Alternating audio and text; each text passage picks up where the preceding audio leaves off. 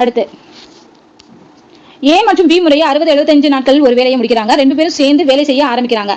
ஆனா என்னது, சில நாட்களுக்கு பிறகு ஏ வேலையை விட்டு போயிருது. மீதமுள்ள வேலையை பி மட்டும் 30 நாட்களை முடிச்சிருது. அப்படின்னா ஏ எவ்வளவு நாள் மட்டும் வேலை செஞ்சிருக்கும். ஸோ நல்லா ஞாபகம் வச்சுக்கோங்க, ஏ வந்து 60 டேஸ் பண்ணுது, பி வந்து 75 டேஸ் பண்ணுது. ஓகேவா? ஸோ இவங்க 2 பேரும் ஏ பிளஸ் பி சேர்ந்து ஒரு குறிப்பிட்ட டேஸ் வந்து பண்றாங்க. அந்த டேஸ் தான் நம்ம ஆன்சர்ல கண்டுபிடிக்கணும். ஓகேவா? அதுக்கு என்ன பண்ணணும்னா, ஃபர்ஸ்ட் டோட்டல் ஒர்க் கண்டுபிடிச்சிட்டு அதுல இருந்து இந்த ஏ அண்ட் பி மட்டும் பண்ணாங்க பாத்தீங்களா, அந்த ஒர்க்கை கழிச்சிட்டோம் அப்படின்னா ரிமைனிங் ஒர்க் வந்து தெரிஞ்சிடும். அந்த ரிமைனிங் ஒர்க் தான் என்னது, ஏ வந்து செஞ்ச ஒர்க்.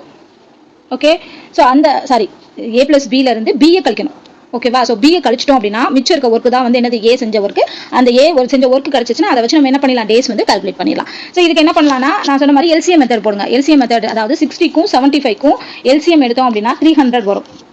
ஓகேவா? ஸோ இது 300 வச்சுக்கோங்க. எதுக்காகனா நமக்கு கால்குலேஷனுக்காக சிம்பிளிஃபை ஆகிறதுக்கு. இப்போ இது எவ்வளோ பங்கு வேலை பார்த்துருக்குங்கிறத நம்ம கால்குலேட் பண்ணணும். ஏ வந்து எவ்வளோ பங்கு வேலை பார்த்துருக்கு அப்படிங்கிறத. ஸோ அந்த எல்சிஎம் வேல்யூ டிவைடட் பை 60 போட்டோம் அப்படின்னா என்ன ஆயிரும், 0 5 வருமா? ஸோ இப்போ 5 பங்கு வேலை ஏ பார்க்குது.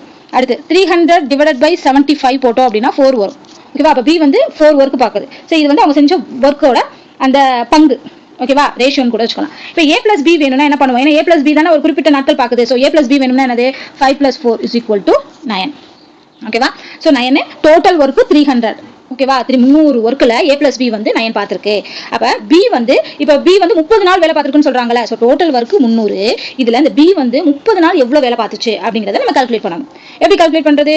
ஸோ பி ஆல்ரெடி எத்தனை பங்கு வேலை பார்த்துருக்கு, 4 பங்கு வேலை பார்த்துருக்கு. அப்போ 4 பங்கு வேலையை 30 நாளும் பார்த்துருக்கு இல்லையா? ஸோ 4 × 30.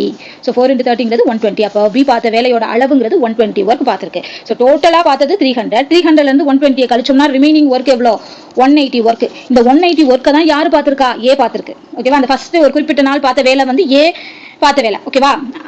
அதாவது ஏபி சேர்ந்து பார்த்த வேலை. அண்ட் அந்த வேலையை வந்து என்ன பண்ணிட்டாங்க, அந்த வேலையை முடிச்சுட்டு தான் என்ன போயிருக்கு, ஏ போயிருக்கு. அப்போ எவ்வளோ டேஸ்ங்கிறத நம்ம அந்த ஏ பிளஸ் பி பார்த்த வேலையை வச்சு தான் கால்குலேட் பண்ண முடியும். ஸோ இப்போ ஏ பிளஸ் பி பார்த்த வேலை எவ்வளோ, 9. அப்போ 180 டிவைடட் பை 9 போட்டோம் அப்படின்னா 20 கிடைச்சிருச்சா? ஸோ அப்போ ஏ எவ்வளோ நாள் வேலை பார்த்து